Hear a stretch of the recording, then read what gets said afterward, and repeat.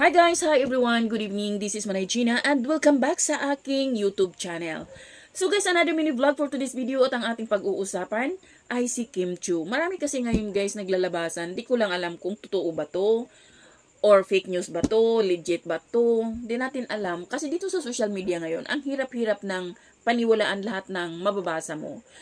Kasi maraming lumalabas na nababasa ko din nakishow parang mayroong problema si Kim sa kanyang family, parang silang magkakapatid, parang nag-unfollow sa Insta yata, sa kanilang social media platform.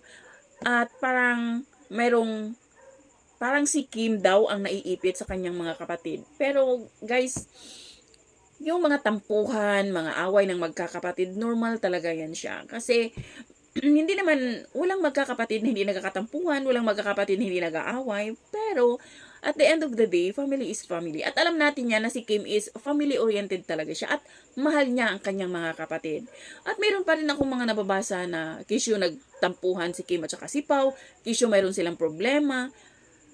Tapos, meron pa akong nabasa na kisyo si Pao, sinabi niya na hindi pa siya handang pakasalan si Kim. Guys, parang hindi pa naman umabot dun sa ganung punto. Ang dami talagang fake news ngayon, sobra. Kaya, hindi tayo basta-basta maniwala sa mga post na nababasa natin at dito sa social media. Siguro kailangan nating i-search kung talagang legit ba yan o hindi. Kasi sa panahon ngayon, grabe, ang daming fake news. So, yun lang guys. Thank you for watching. Bye!